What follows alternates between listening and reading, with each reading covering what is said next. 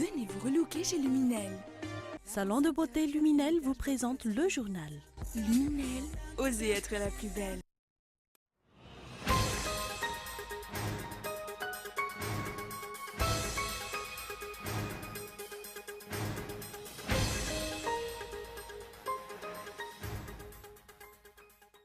Le régime HVM ignore ce que c'est la décentralisation. Il ne s'agit nullement d'un ordre qui descend d'en haut, mais d'une initiative qui part de la base, selon le parti politique Malagas Meramieng. De nombreuses personnes sont venues assister à la célébration de la fête de fin d'année, selon le calendrier lunaire malgache hier. C'était l'occasion privilégiée pour mettre en avant la culture malgache. Cette nouvelle journée de blocage en perspective en Guyane, après une première journée de grève générale, le département observe une journée morte. Plusieurs milliers de Guyanais sont attendus dans la rue, alors qu'une délégation ministérielle doit arriver sur place avant la fin de la semaine.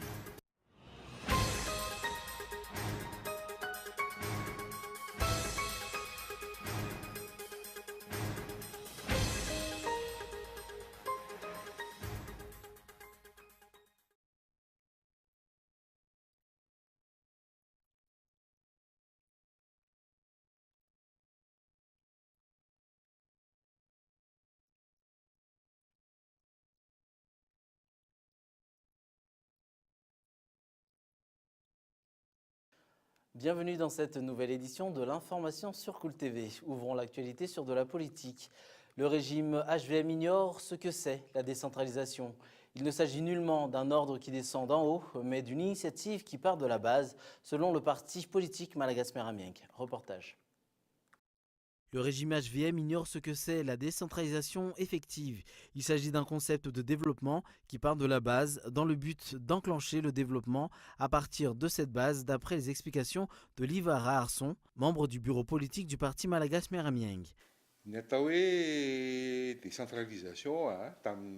La décentralisation doit partir de la base. Le rôle du ministre de la décentralisation est de déterminer les attentes de la population. Après l'identification, il faut les réaliser. La décentralisation doit partir des attentes de la population, que ce soit en matière d'éducation que de santé. Ainsi, la décentralisation ne devrait pas faire partie des projets présidentiels.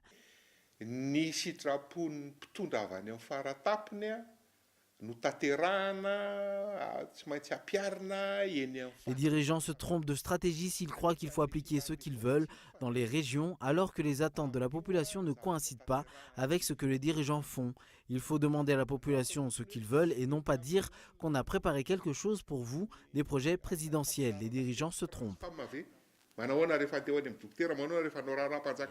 Par ailleurs, le concept de décentralisation est vicié à l'avance puisque le Premier ministre assume plusieurs fonctions à tel point qu'il ne sait plus ce qu'il ou ce qu'il dit toujours, selon les explications de Livara Arson, ancien directeur de cabinet auprès du ministère de l'Aménagement du Territoire et de la décentralisation durant la transition.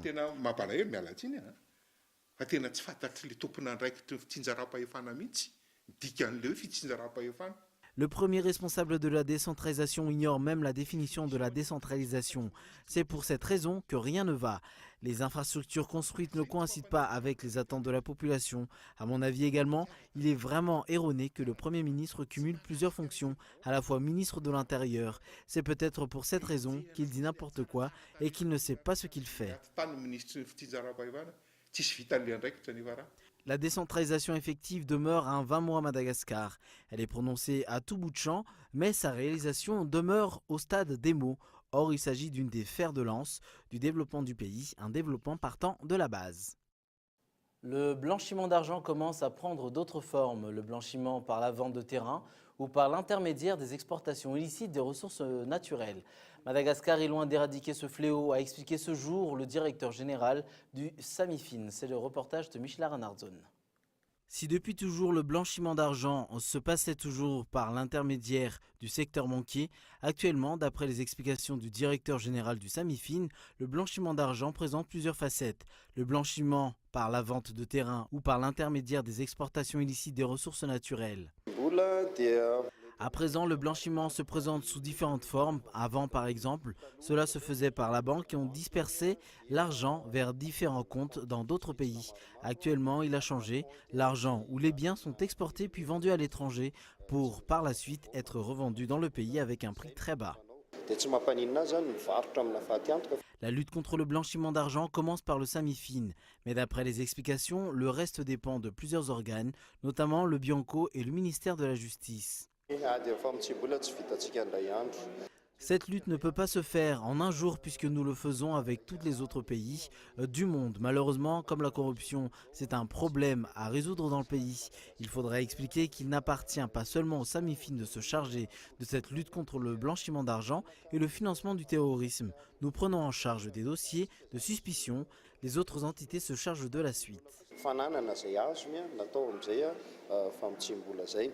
Selon les dernières statistiques, les dossiers de suspicion sur le blanchiment d'argent et le financement du terrorisme à Madagascar a doublé en 2016 comparé à l'année 2015. 130 dossiers de suspicion d'une valeur de 90 millions d'ariars ont été reçus en 2016 si le nombre de dossiers de suspicion était de 55 en 2015.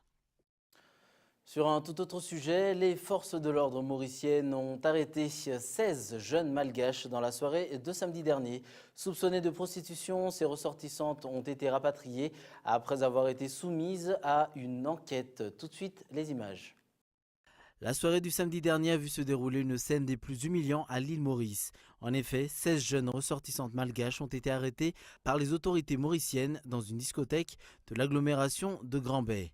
Pour cause, ces malheureux ressortissants ont été suspectés de prostitution et de séjour irrégulier.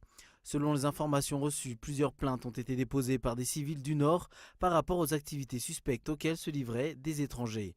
Un tracking team a alors été réalisé par les services des passeports et de l'immigration PIO en réponse à ces remontées. Et cette opération a porté ses fruits. L'une d'entre ces malgaches a été trahie par la somme exorbitante découverte en sa possession. Le fait que cette dernière possédait 2500 roupies, 1960 €, 60 $ américains ainsi que 100 000 yuan, alors qu'elle a déclaré ne posséder que 350 € en arrivant sur l'île, il y a 1 mois et demi environ, a suscité la curiosité de la PIO. Du coup, elle a été interrogée sur l'origine de cette somme ainsi que le métier qu'elle exerçait sur les lieux pour avoir accumulé toute cette somme en seulement 1 mois et demi. Plusieurs autres interrogations ont été effectuées et il en a été révélé que la plupart de ces jeunes, ayant mis les pieds sur le territoire mauricien durant le mois de février dernier, ont présenté de faux papiers. À l'issue de ces tristes événements, la somme retrouvée sur la femme ont été saisies et les 16 personnes ont été rapatriées dimanche dernier. Sur le plan culturel, de nombreuses personnes sont venues assister à la célébration de la fête de fin d'année. Selon le calendrier lunaire malgache hier, c'était l'occasion privilégiée pour mettre en avant la culture malgache. Reportage de Unnasain.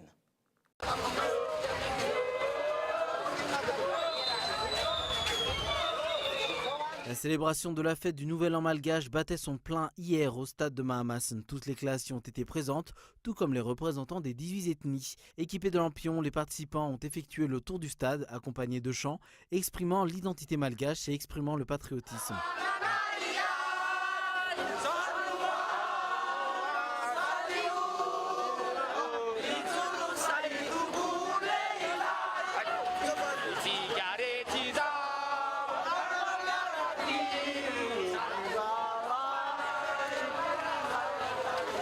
À la fin de la marche, un feu a été allumé devant le stade et a été transporté vers l'intérieur où chacun s'est livré au Tsmandjmandj en attendant le nouvel an.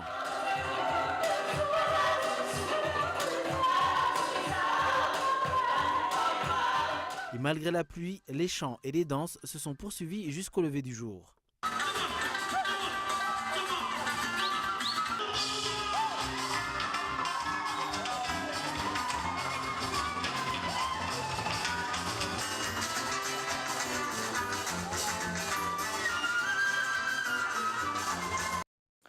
Aujourd'hui, 28 mars, marque le Nouvel An malgache. Même si c'est un jour ouvrable, de nombreuses personnes étaient au rendez-vous pour la célébration. C'est toujours un reportage de Unnasain.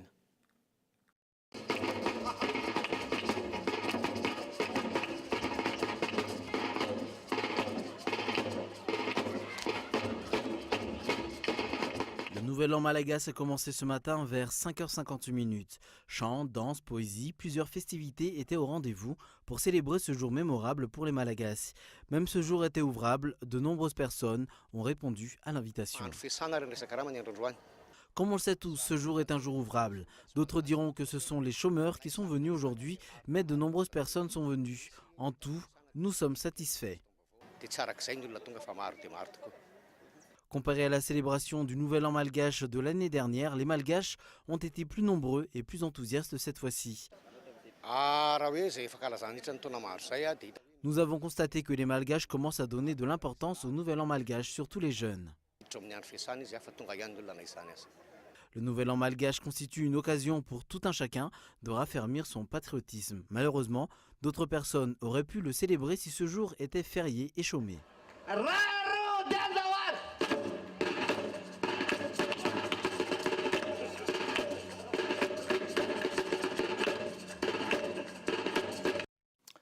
Dans l'actualité internationale, la colère n'est donc toujours pas retombée en Guyane au lendemain d'une première journée de grève générale malgré l'annonce de l'envoi d'une délégation ministérielle. Le département décide de poursuivre son mouvement. La population est appelée à manifester ce mardi lors d'une journée ville morte. Reportage de France 24. Deuxième jour de grève générale à Cayenne. Ce mardi est annoncé comme une journée morte, avec plusieurs manifestations organisées. Lundi, des barrages filtrants ont été installés autour des villes.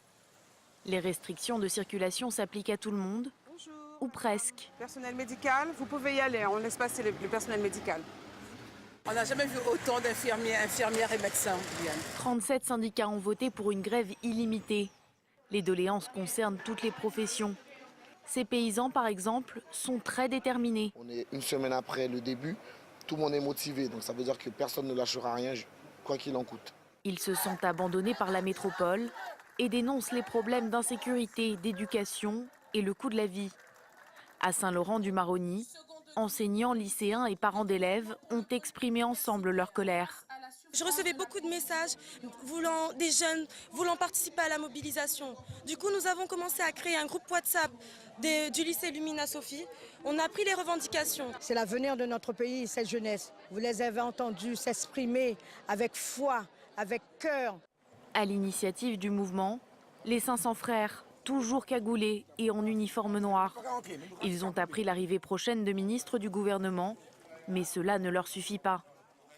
Il faut que M. Cazeneuve, lui, en personne, se déplace, puisque nous avons des questions à lui poser, nous avons des revendications, la Guyane est en danger. La délégation ministérielle devrait arriver en Guyane avant la fin de la semaine. Toujours dans l'actualité internationale, des centaines de civils ont péri ces derniers jours en Irak. C'est le constat dressé par l'Amnesty International qui s'est intéressé aux dernières frappes menées sur Mossoul. Les attaques aériennes de la coalition auraient tué de très nombreux civils à l'ouest. Des attaques disproportionnées, dénonce l'ONG dans un rapport. L'une des opérations les plus meurtrières aurait été menée dans le quartier de Jadida samedi dernier. Reportage de France 24. Des civils entre deux feux. L'organisation de l'État islamique d'un côté, l'armée irakienne soutenue par les forces de la coalition internationale de l'autre. Ces derniers ont lancé une offensive en octobre pour reprendre Mossoul aux mains des djihadistes. Ils ont réussi à les chasser de la partie orientale, mais la bataille pour la partie occidentale est plus ardue, notamment en raison de la présence de nombreux civils. Beaucoup d'entre eux ont fui les zones de combat, mais plusieurs centaines sont restés, suivant les recommandations du gouvernement irakien.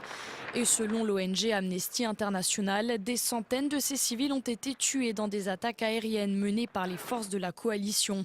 La plupart dans leur propre maison, parfois dans des abris où ils avaient trouvé refuge. Avant le début de la bataille pour Mossoul-Ouest, les forces irakiennes et américaines nous ont assuré que ce serait une bataille facile. C'est pour ça que les gens n'ont pas quitté leur maison. Ils se sentaient en sécurité. Pour l'ONG, la coalition internationale aurait dû mieux protéger les habitants de Mossoul. Elle dénonce des attaques disproportionnées et parle de violations des droits humains. Le 17 mars dernier, un raid aérien a fait des douzaines de morts dans le quartier d'Al-Jadida. Les observateurs accusent la coalition. Les États-Unis, de leur côté, reconnaissent une frappe mais ne confirment pas les morts civiles. Aucune force militaire dans le monde n'est plus humaine que la nôtre. Nous faisons toujours le maximum pour réduire les pertes et blessures humaines parmi les populations innocentes. Une enquête est actuellement en cours à Washington. Avant de refermer ce journal, voici un rappel des titres. Le régime HVM ignore ce que c'est la décentralisation. Il ne s'agit nullement d'un ordre qui descend d'en haut, mais d'une initiative qui part de la base, selon le parti politique Malagas Miramieng. De nombreuses personnes sont venues assister à la célébration de la fête de fin d'année selon le calendrier lunaire malgache hier. C'était l'occasion privilégiée pour mettre en avant la culture malgache. Et enfin, cette nouvelle journée de blocage en perspective en Guyane. Après une première journée de grève générale, le département observe une journée morte. Plusieurs milliers de Guyanais sont attendus dans la rue alors qu'une délégation ministérielle doit arriver sur place avant la fin de la semaine. Voilà qui clôture ce journal. Merci de l'avoir suivi jusqu'à sa fin. Rendez-vous demain à 20h45 pour une nouvelle édition. Bonne soirée et au revoir.